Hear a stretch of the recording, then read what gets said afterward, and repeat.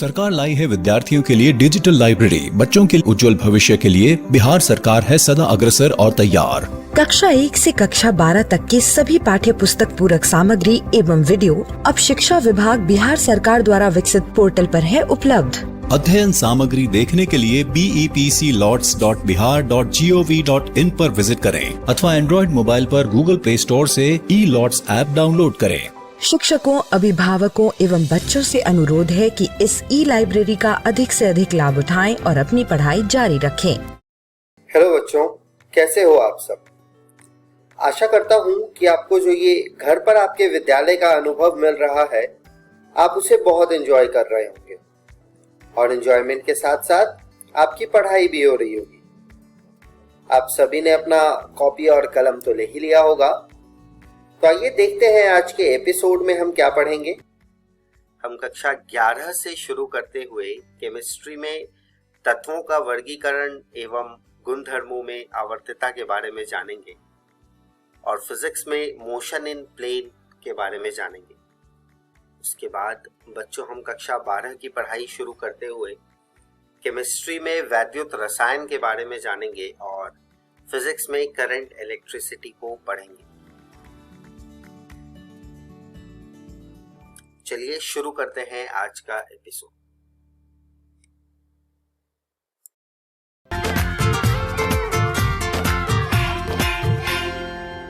नमस्कार दोस्तों, आज हम अपना नया अध्याय शुरू करने जा रहे हैं जिसका नाम है तत्वों का वर्गीकरण एवं गुणधर्मों में आवर्तता का भाग 6।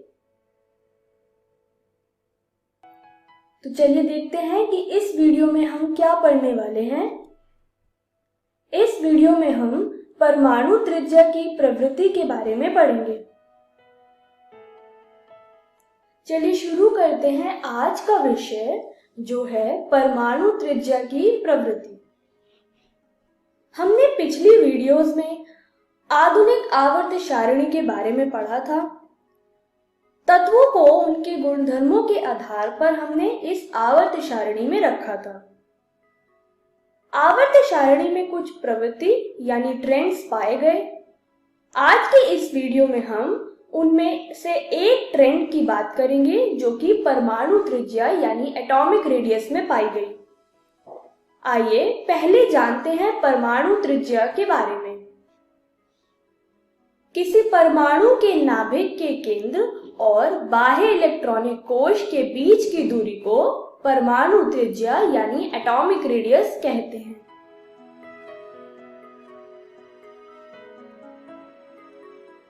परमाणु त्रिज्या 3 तरीके की होती हैं।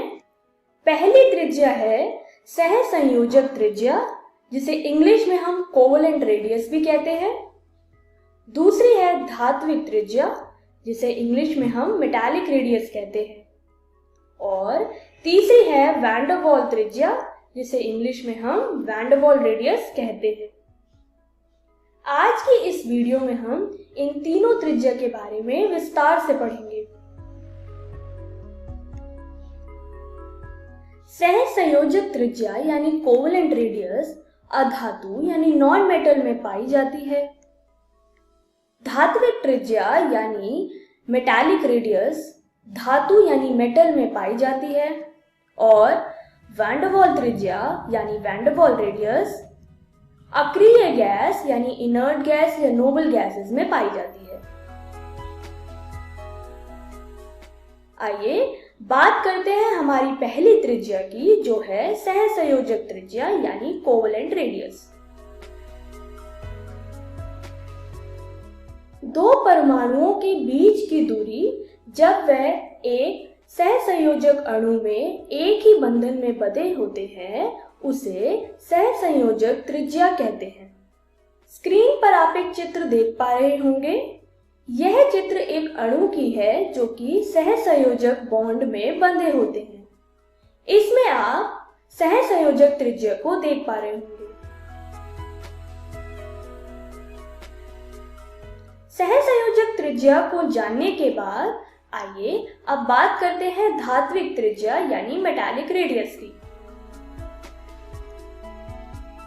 धातुओं की धात्विक त्रिज्या धातु कोरों की आंतरनाभिकीय दूरी का आधा होता है। आइए अब बात करते हैं वैन डर वाल त्रिज्या या वैन डर वाल रेडियस की। एक ही तत्व से बने किसी अणु की ठोस अवस्था में उपस्थित दो निकटम अबंधित परमाणु नाभिकों के बीच की दूरी के आधे भाग को उस तत्व की वैन डर वाल त्रिज्या कहते हैं। स्क्रीन पर आप एक चित्र देख पा रहे होंगे। इस चित्र में आप दो अणु के बीच वैन डर वाल त्रिज्या को देख पा रहे होंगे। स्क्रीन पर आप एक चित्र देख पा रहे होंगे। यह चित्र आधुनिक आवर्त सारणी का है। इसमें जब आप आवर्त को देखते हैं और हम लेफ्ट से राइट जाते हैं एक आवर्त में, तो परमाणु त्रिज्या घटती है, पर अगर हम किसी वर्ग में अप से डाउन जाएं या ऊपर से नीचे की ओर बढ़ें तो परमाणु त्रिज्या भी बढ़ेगी। आइए अब बात करते हैं कि ऐसा ट्रेंड या ऐसी प्रवृत्ति क्यों होती है। किसी आवर्त में दाईं ओर बढ़ने पर बाह्य इलेक्ट्रॉन एक ही संयोजी कोश में स्थित है, परंतु उनके नाभिकीय आवेश में हुई वृद्धि के फलस्वरूप बाह्य इलेक्ट्रॉनों का आकर्षक नाभि की ओर बढ़ जाता है, जिसके कारण परमाणु त्रिज्या घट जाती है। स्क्रीन पर दिए गए चित्र यही प्रवृत्ति या ट्रेंड को दर्शा रहा है। इस चित्र में तीसरे आवर्त में उपस्थित तत्वों की परमाणु त्रिज्या को दर्शा रखा है। तीसरा आवर्त सोडियम से शुरू होता है और जैसे जैसे हम लेफ्ट से राइट चलते हैं, आर्गन पर जाकर यह आवर्त खत्म होता है। उसी तरीके से परमाणु त्रिज्या भी सोडियम से होते हुए आर्गन तक घटती है।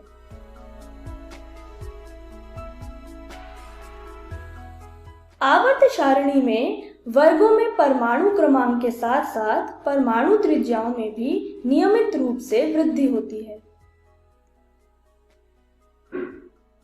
जब हम वर्ग में नीचे की ओर बढ़ते हैं तो मुख्य क्वांटम संख्या का मान भी बढ़ता है तथा संयोजी इलेक्ट्रॉन नाभिक से दूर होता जाता है।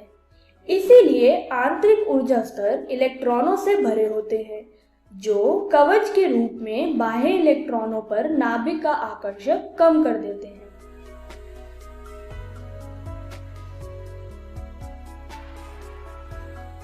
स्क्रीन पर आप एक चित्र देख पा रहे होंगे। यह चित्र वर्गों में हुई प्रवृत्ति को दर्शा रहा है। यह चित्र वर्ग 1 या ग्रुप 1 में उपस्थित तत्वों के परमाणु त्रिज्या को दिखा रहा है। वर्ग 1 लिथियम से शुरू होता है और जैसे जैसे हम लिथियम से सीजियम की तरफ चलते हैं तो परमाणु त्रिज्या भी बढ़ता है।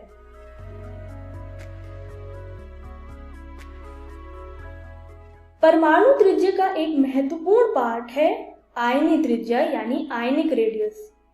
आइए अब आयनी त्रिज्या के बारे में पढ़ें। एक अणु में एक ऋणायन और एक धनायन के बीच की आंतरिक दूरी को आयनी त्रिज्या कहते हैं।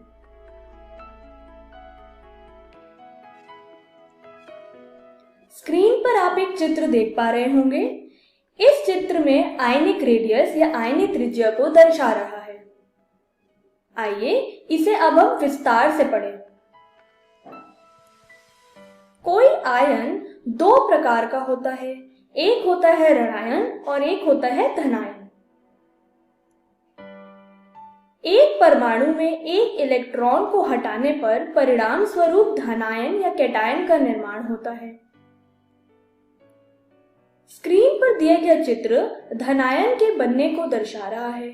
इसमें सोडियम परमाणु से जब हमने एक इलेक्ट्रॉन को हटाया तो बना सोडियम आयन। सोडियम आयन यहाँ पर एक धनायन यानी कैटायन है। उसी तरीके से लिथियम आयन का फॉर्मेशन भी दिखा रहा है। लिथियम आयन यहाँ पर एक धनायन या कैटायन है। धनायन के बाद अब बात करते हैं ऋणायन की। जब अणु या परमाणु में से एक या एक से अधिक इलेक्ट्रॉनों को अर्जित करता है तब वह ऋणायन या एनायन बनाता है।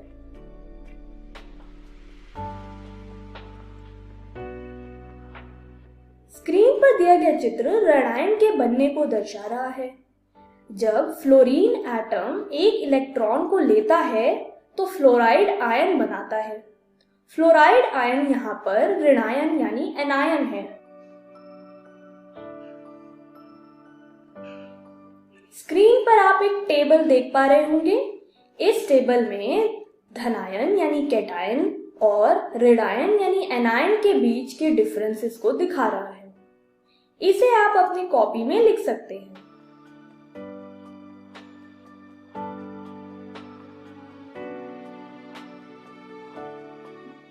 जब एक कैटायन यानी धनायन इलेक्ट्रॉन को छोड़ता है और एक अनायन यानी ऋणायन एक इलेक्ट्रॉन को लेता है तब आयनिक कंपाउंड बनता है। इस आयनिक कंपाउंड के बीच की दूरी को हम आयनिक त्रिज्या कहते हैं, जैसा कि आप स्क्रीन पर देख पा रहे होंगे।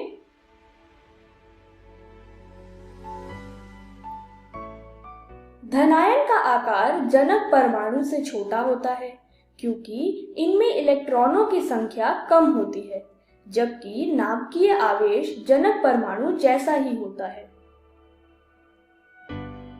ऋणायन का आकार जनक परमाणु से अधिक है क्योंकि एक या एक से अधिक अतिरिक्त इलेक्ट्रॉन होने से इलेक्ट्रॉनों में प्रतिकर्षण बढ़ता है और प्रभावी नाभिकीय आवेश में कमी आती है।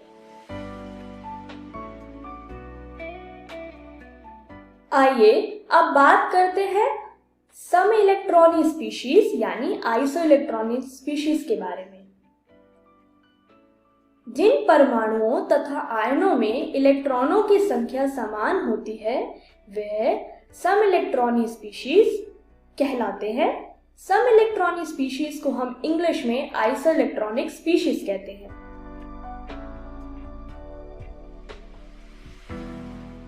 स्क्रीन पर दिया गया चित्र सम इलेक्ट्रॉनिक स्पीशीज या आइसोइलेक्ट्रॉनिक स्पीशीज का है। आइए देखते हैं कि यह स्पीशीज आइसोइलेक्ट्रॉनिक स्पीशीज क्यों कहलाई जाती है। पहले बात करते हैं ऑक्सीजन एटम की। ऑक्सीजन में 8 इलेक्ट्रॉन होते हैं। जब ऑक्सीजन एटम 2 इलेक्ट्रॉनों को लेता है तो ऑक्साइड आयन बनाता है जिसमें 10 इलेक्ट्रॉन होते हैं, जैसा कि आप स्क्रीन पर देख पा रहे होंगे। उसी तरीके से जब फ्लोरीन एटम जिसमें 9 इलेक्ट्रॉन होते हैं वह 1 इलेक्ट्रॉन और लेता है और फ्लोराइड आयन बनाता है तो फ्लोराइड आयन में भी 10 इलेक्ट्रॉन होते हैं। नियॉन की इलेक्ट्रॉनिक विन्यास यानी इलेक्ट्रॉनिक कॉन्फ़िगरेशन होती है 1s2 2s2 2p6 यानी नियॉन में 10 इलेक्ट्रॉन होते हैं। सोडियम में 11 इलेक्ट्रॉन होते हैं। जब सोडियम सोडियम आयन बनता है तो 1 इलेक्ट्रॉन को छोड़कर Na+ बनाता है, यानी Na+ में 10 इलेक्ट्रॉन होते हैं। उसी तरीके से मैग्नीशियम एटम जब मैग्नीशियम आयन बनाता है तो वह 2 इलेक्ट्रॉन छोड़ता है और Mg2+ में 10 इलेक्ट्रॉन होते हैं। इस तरीके से दिए गए चित्र में प्रेजेंट सारे स्पीशीज में समान इलेक्ट्रॉन हैं, यानी 10 इलेक्ट्रॉन हैं। इसीलिए वह सारे आयन आइसोइलेक्ट्रॉनिक स्पीशीज या सम इलेक्ट्रॉनिक स्पीशीज कहलाते हैं। तो आइए देखते हैं कि हमने इस वीडियो में क्या सीखा। हमने परमाणु त्रिज्या की प्रवृत्ति के बारे में जाना। तो चलिए देखते हैं कि हम अगली वीडियो में क्या पढ़ने वाले हैं। आयनन एंथैल्पी की प्रवृत्ति, इलेक्ट्रॉन लाब्धी एंथैल्पी की प्रवृत्ति, विद्युत ऋणात्मकता की प्रवृत्ति। Thank you.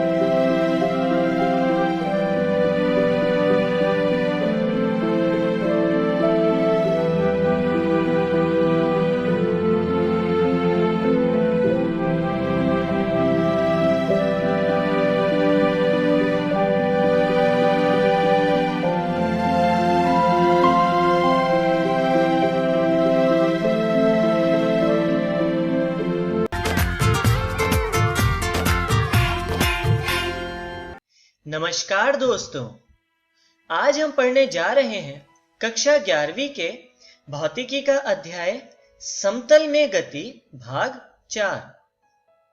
तो अध्याय शुरू करने से पहले हम एक बार नजर डालते हैं कि आज हम क्या क्या पढ़ने वाले हैं। तो आज हम अपना पिछला टॉपिक जारी रखेंगे जो कि है विश्लेषणात्मक विधि द्वारा सदिशों का योग, और उसके बाद हम पढ़ेंगे स्थिति तथा विस्थापन सदिश। तो आइए शुरू करते हैं। विश्लेषणात्मक विधि द्वारा सदिशों का योग। जैसा कि आपने पढ़ा है कि इस विधि के अंतर्गत हम दो सदिश के योग के लिए उनके घटकों का योग लेते हैं और परिणामी घटक से हमें परिणामी सदिश मिलता है। तो इस केस को हम 3 आयाम में देखेंगे, मतलब 3 डायमेंशंस में। यहां पर हमने 3 सदिश के योग को दिखाया है जो कि है सदिश A प्लस सदिश B प्लस सदिश C बराबर AX plus BX plus CX I cap plus AY plus BY plus CY J cap plus AZ plus BZ plus CZ K cap. यहां पर हम AX plus BX plus CX को एक अकेले चर के रूप में व्यक्त कर सकते हैं। आइए देखते हैं किस तरह। तो यहां पर हम लिखते हैं Rx बराबर AX plus BX plus CX। इसी प्रकार हम लिखते हैं Ry बराबर AY plus BY plus CY, और इसी तरह Rz बराबर AZ plus BZ plus CZ। और इस तरह हमें नई समीकरण मिलती है वेक्टर R बराबर Rx I cap plus Ry J cap plus Rz K cap. अब इस समीकरण को अगर हम पहली समीकरण से कंपेयर करें तो हमें मिलता है सदिश R बराबर सदिश A प्लस सदिश B प्लस सदिश C, और इस प्रकार विश्लेषणात्मक विधि द्वारा हमें A, B तथा C सदिश का योग प्राप्त हो जाता है। तो चलिए अब हम आगे चलते हैं और इसके लिए एक उदाहरण देखते हैं। उदाहरण में हमारे पास एक सदिश A है जिसका मान है 12i cap minus 4j cap. साथ ही एक सदिश B है जिसका मान है 2i cap plus 8j cap. अब हमें इन दोनों सदिश का योग विश्लेषणात्मक विधि द्वारा ज्ञात करना है। इसके लिए हम सबसे पहले इसको इस तरह लिखते हैं सदिश A प्लस सदिश B बराबर सदिश R। अब हम R के घटक का मान ज्ञात करते हैं। घटक को इंग्लिश में कहते हैं कंपोनेंट्स। तो Rx का मान होगा AX प्लस BX, और इसी प्रकार यहां पर हम मान रखते हैं जो कि है 12 प्लस 2, जिससे हमें मिलता है 14। और इसी तरह Ry का मान होता है AY प्लस BY। अब हम यहाँ पर AY और BY के मान रखते हैं जो कि इस तरह से हैं। तो इससे हमें मिलता है -4 प्लस 8 बराबर प्लस 4, और इस तरह हम सदिश R को लिख सकते हैं Rx I cap plus Ry J cap. अब इस समीकरण में हम Rx तथा Ry के मान रखते हैं जिससे हमें मिलता है सदिश R बराबर 14i cap plus 4j cap. और इस तरह विश्लेषणात्मक विधि द्वारा हम दो सदिश का योग प्राप्त कर लेते हैं। तो आइए अब हम आगे चलते हैं और दो सदिश के योग के परिणामी सदिश का परिमाण कोण के रूप में ज्ञात करते हैं, जिसके लिए हम दो सदिश लेते हैं जिसमें पहला सदिश इस प्रकार है सदिश A तथा दूसरा सदिश इस प्रकार है जो कि है सदिश B।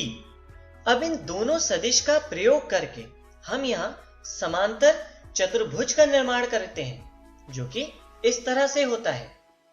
अब इस चतुर्भुज में वेक्टर A और वेक्टर B के योग का परिणामी सदिश हम इस तरह विकर्ण द्वारा दिखा सकते हैं जिसको हम R से रिप्रेजेंट करते हैं। अब हम मानते हैं सदिश A तथा सदिश B के बीच का कोण थीटा है। अब सदिश R के परिमाण का मान थीटा के टर्म्स में ज्ञात करने के लिए हम सदिश A को कुछ आगे बढ़ा देते हैं जो कि इस तरह से है, और साथ ही इस पर एक लंबवत रेखा खींचते हैं। अब हम इस चतुर्भुज के लिए डिफाइन करते हैं। यहां पर बिंदु M, N, Q, O और P। अब आप इसमें अगर ध्यान से देखें तो आपको दिखेगा त्रिभुज M, Q और O एक समकोण त्रिभुज है जिसमें M, Q, O कोण 90 डिग्री है। और समकोण त्रिभुज में हम पाइथागोरस थ्योरम का यूज कर सकते हैं जिसके अकॉर्डिंग आधार स्क्वायर प्लस लंब स्क्वायर इज इक्वल टू कर्ण स्क्वायर, जिसमें हम लिखते हैं MQ square plus QO square is equal to MO square. अब हम यहां पर इनकी वैल्यू लिखते हैं जो कि है MQ के लिए वेक्टर A मतलब सदिश A प्लस सदिश B cos थीटा। इसी प्रकार QO के लिए लिखते हैं सदिश B sin थीटा और इसी तरह MO के लिए लिखते हैं सदिश R। तो चलिए अब हम आगे चलते हैं और इसका हल देखते हैं। तो इस समीकरण को हम खोल के इस तरह लिख सकते हैं, जहां पर अगर आप ध्यान से देखें तो इस जगह B cos थीटा का whole square plus B sin theta का होल स्क्वायर है। इस तरह यहां पर हमें cos square theta plus sin square theta की टर्म मिलती है जिसका मान होता है 1। तो इसलिए हम इस समीकरण का हल अब आगे इस तरह से लिख सकते हैं जो कि है a square plus 2ab cos theta plus b square बराबर r स्क्वायर। तो इस तरह हम परिणामी सदिश का परिमाण इस प्रकार व्यक्त कर सकते हैं जो कि है r बराबर under root a square plus 2ab cos theta plus b square, और ये हमारा परिणामी सदिश का परिमाण होता है। तो चलिए अब हम आगे चलते हैं और परिणामी सदिश तथा क्षैतिज अक्ष के बीच के कोण का संबंध देखते हैं। इसके लिए हम ये फिगर लेते हैं जहां पर हम परिणामी सदिश जो कि MO है इसका कोण क्षैतिज अक्ष से लेते हैं जिसे अल्फा से दिखाया गया है। इस कोण का संबंध हम इस तरह प्रदर्शित कर सकते हैं जो है tan अल्फा बराबर b sin theta upon a plus b cos theta, जहां पर आप लिख सकते हैं अल्फा बराबर tan inverse b sin theta upon a plus b cos theta. तो चलिए अब हम आगे बढ़ते हैं और इनके लिए उदाहरण देखते हैं। तो उदाहरण में हमारे पास दो सदिश के परिमाण है, जिसमें पहला है सदिश a जिसका परिमाण है 6 तथा दूसरा सदिश है b जिसका परिमाण है 8, और हमें इन दोनों सदिश के बीच का कोण ज्ञात है जिसका मान है थीटा बराबर 30 डिग्री। अब हमें इनका प्रयोग करके इनका परिणामी सदिश का परिमाण ज्ञात करना है। तो आइए देखते हैं कि हम किस तरह ज्ञात करते हैं। इसके लिए हम सूत्र का प्रयोग करते हैं r बराबर under root a square plus 2ab cos theta plus b square. यहां पर a और b सदिश a तथा b के परिमाण हैं। तो चलिए हम यहां पर a, b और थीटा के मान रखते हैं जिससे हमें मिलता है r बराबर under root 6 square plus 2 into 6 into 8 cos 30 plus 8 square, जिससे हमें मान मिलता है 13.53। और इस तरह हम इस सूत्र का प्रयोग करके परिणामी सदिश का परिमाण ज्ञात कर सकते हैं। तो चलिए अब हम आगे बढ़ते हैं और स्थिति तथा विस्थापन सदिश पर नजर डालते हैं। एक समतल में स्थित किसी कण का x y निर्देशांक के मूल बिंदु के सापेक्ष स्थिति सदिश को निम्नलिखित समीकरण से दर्शाया गया है, जो समीकरण है सदिश r बराबर x i cap plus y j cap. तो आइए इसे ग्राफ से देखते हैं। मान लीजिए यहाँ पर x तथा y अक्ष है और किसी कण की x अक्ष के लिए दूरी इस तरह से और y अक्ष के लिए दूरी इस तरह से है।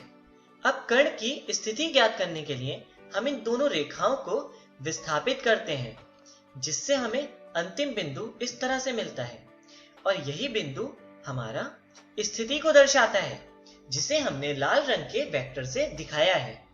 इस वेक्टर के क्षैतिज अक्ष के घटक को x i कैप से डिनोट करते हैं और ऊर्ध्वाधर अक्ष के लिए y j कैप से। तो चलिए आगे चलते हैं और विस्थापन सदिश के ऊपर नजर डालते हैं। इसके लिए भी हम x एक्सिस और y एक्सिस लेते हैं, जहां पर हम मानते हैं कोई कण इस पाथ में गति कर रहा है जिसकी प्रारंभिक स्थिति इस पॉइंट पर और अंतिम स्थिति इस बिंदु पर थी, जिनके नाम है A तथा B, जिसके लिए हम प्रारंभिक स्थिति सदिश इस प्रकार खींच सकते हैं, जो है वेक्टर r1 मतलब सदिश r1, और अंतिम स्थिति सदिश इस तरह से, जो है सदिश r2। अब जैसा कि आप जानते हैं, विस्थापन प्रारंभिक तथा अंतिम स्थिति के बीच की मिनिमम दूरी होती है, इसलिए हम विस्थापन को इस ब्लैक कलर के एरो से डिनोट कर सकते हैं, जिसका नाम है सदिश r। अब यदि हम यहाँ पर सदिश योग के त्रिभुज नियम से देखें तो हम लिख सकते हैं सदिश r बराबर सदिश r2 माइनस सदिश r1, जहां सदिश r विस्थापन सदिश है। अब अगर हम यहाँ r2 और r1 को i कैप तथा j कैप के घटकों में लिखें तो हम इस समीकरण को इस तरह लिख सकते हैं, जिससे हमें मिलता है सदिश r बराबर x2 minus x1 i cap plus y2 minus y1 j cap, जहां पर हम x2 माइनस x1 को डेल्टा x तथा y2 माइनस y1 को डेल्टा y लिख सकते हैं। यहां पर डेल्टा x हम ग्राफ में इस तरह दिखा सकते हैं, और इसी प्रकार हम ग्राफ में डेल्टा y को इस प्रकार प्रदर्शित कर सकते हैं। तो इस तरह हमें विस्थापन सदिश ज्ञात हो जाता है। तो चलिए अब हम आगे बढ़ते हैं और जानते हैं कि आज की वीडियो में हमने क्या क्या सीखा। तो आज हमने सबसे पहले पढ़ा विश्लेषणात्मक विधि द्वारा सदिशों का योग, जिसको हमने 3 आयाम के लिए पढ़ा। उसके बाद हमने पढ़ा स्थिति सदिश के बारे में, तथा सबसे अंत में हमने पढ़ा विस्थापन सदिश के बारे में। तो चलिए अब जानते हैं कि अगली वीडियो में हम क्या सीखने वाले हैं। तो अगली वीडियो में हम पढ़ेंगे वेग तथा त्वरण के बारे में। उसके बाद हम पढ़ेंगे किसी समतल में एक समान त्वरण से गति के बारे में, तथा सबसे अंत में हम पढ़ेंगे 2 विमाओं में आपेक्षिक वेग के बारे में। धन्यवाद।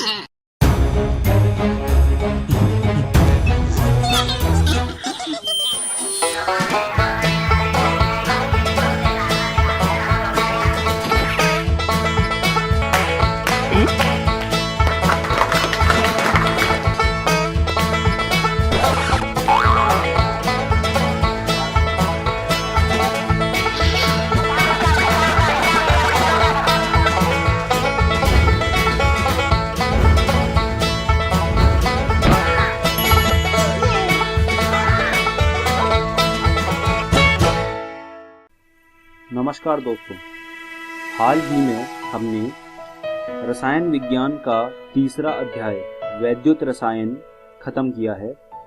मैं उम्मीद करता हूँ आपको मेरी पढ़ाई हुई सारी चीज़ें समझ आई होंगी। आज की इस वीडियो में हम लोग वैद्युत रसायन के कुछ प्रैक्टिस क्वेश्चंस करने वाले हैं। इन प्रैक्टिस क्वेश्चंस को करने के बाद आपके जो कॉन्सेप्ट्स हैं वो और भी अच्छे हो जाएंगे और साथ ही आपकी कुछ प्रैक्टिस भी हो जाएगी। तो आइए हम शुरू करते हैं अपने पहले प्रश्न के साथ।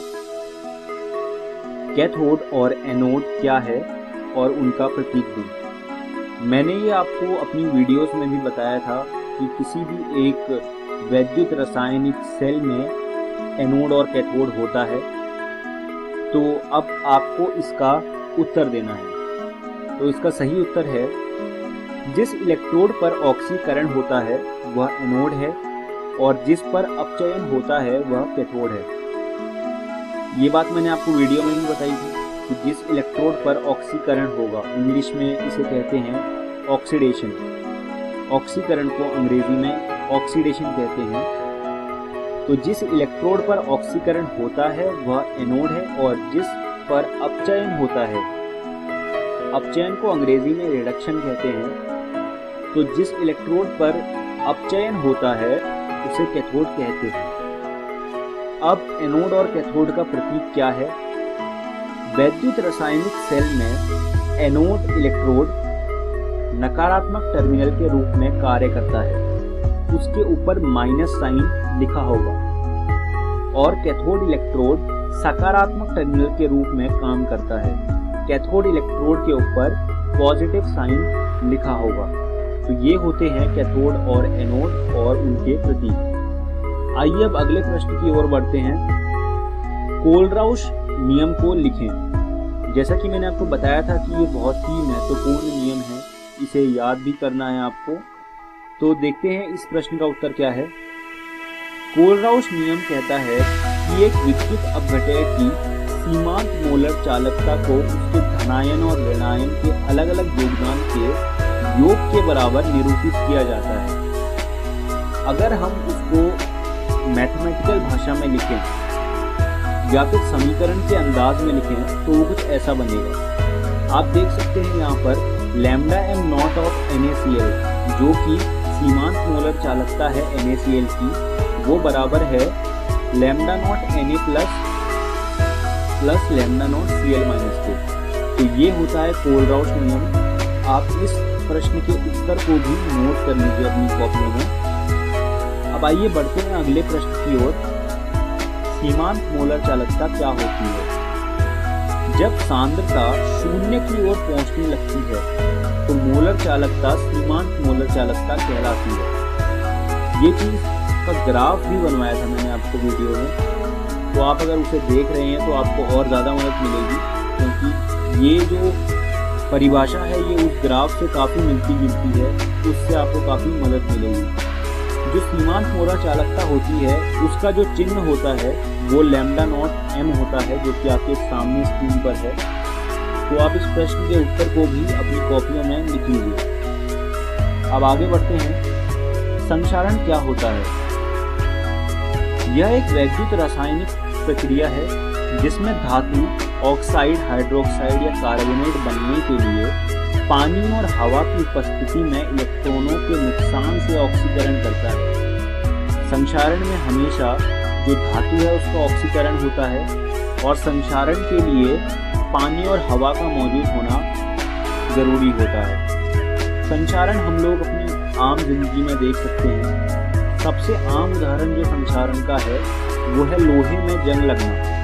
आप देखते होंगे अपने आसपास कि लोहे में जंग लग जाता है, वो लाल लाल हो जाता है और फिर वो काफ़ी कमज़ोर भी हो जाता है, उसको हम किसी चीज़ के लिए इस्तेमाल नहीं कर सकते। वैसे ही जो हमारा कॉपर होता है, कॉपर भी एक समय के बाद संक्षारित हो जाता है, उसमें हरे रंग की परत लग जाती है और जो कॉपर होता है वो खराब हो जाता है। चांदी जो है वो भी संक्षारण का शिकार होता है।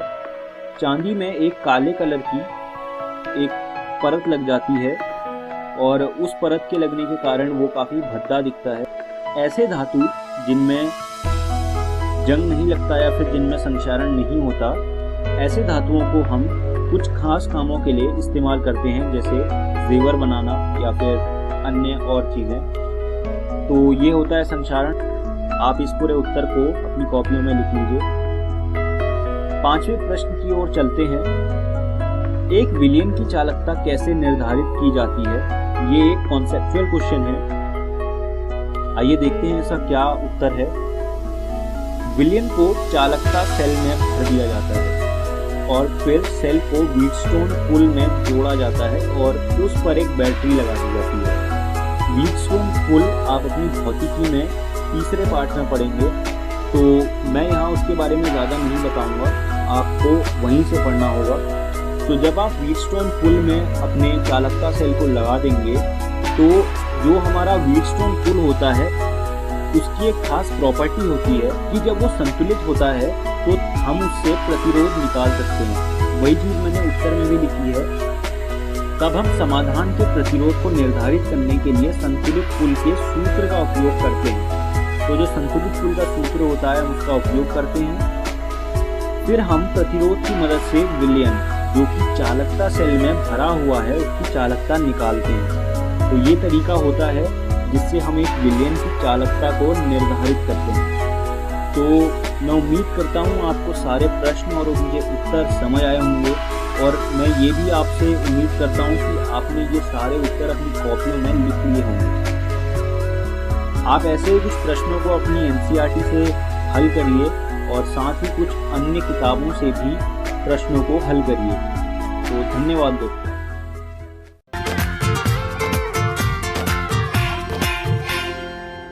हेलो दोस्तों, भौतिकी की इस कक्षा में आप सभी का स्वागत है।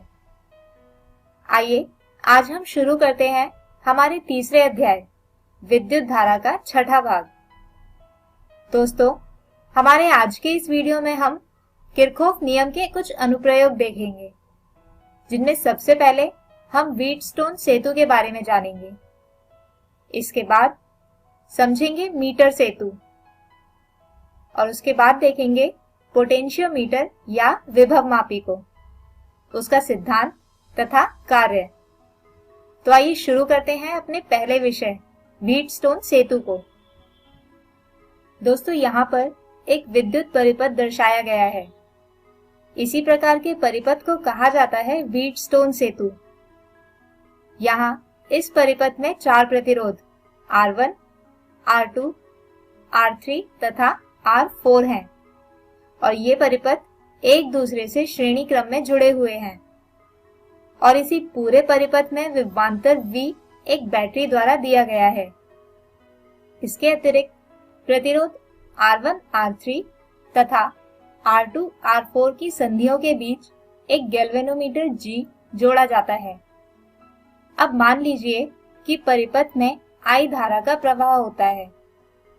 इसके अतिरिक्त R1 से I1 तथा R2 से I2 धारा प्रवाहित होती है। सेतु की संतुलित अवस्था में गैल्वेनोमीटर से कोई धारा प्रवाहित नहीं करती तथा बिंदु B और D समविभव होंगे। इसीलिए R3 और R4 में से भी क्रमशः I1 तथा I2 धारा ही प्रवाहित होंगी। अब बिंदु A पर किरचॉफ का संधि नियम लगाया जाए तो हमें मिलेगा I बराबर I1 जमा I2। अब परिपथ 1 में किरचॉफ का दूसरा नियम यानी पाश नियम लगाने पर प्राप्त होता है 0 बराबर R1 I1 घटा R2 I2।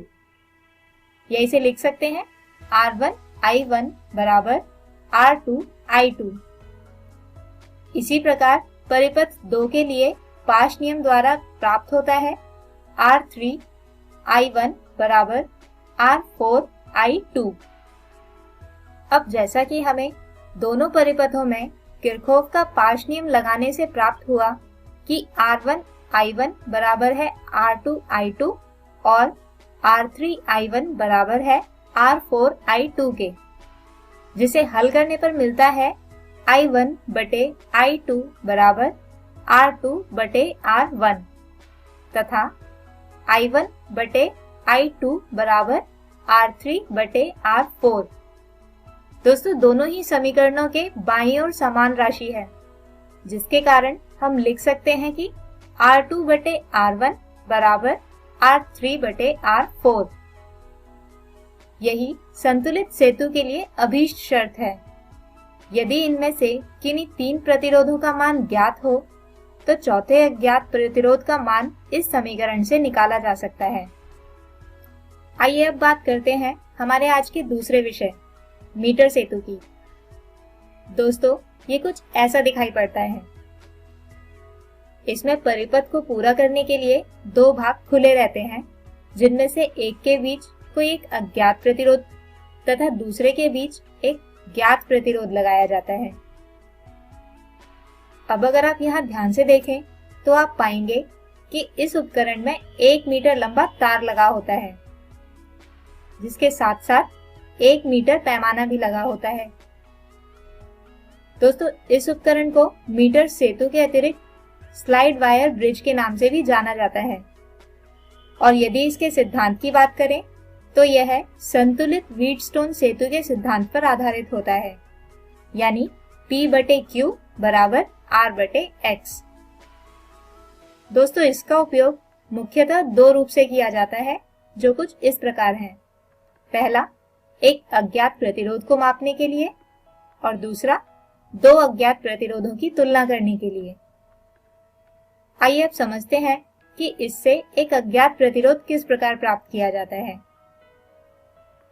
मान लीजिए कि यहाँ हमने इस मीटर सेतु के एक सिरे DM के बीच कोई एक अज्ञात प्रतिरोध X लगाया है।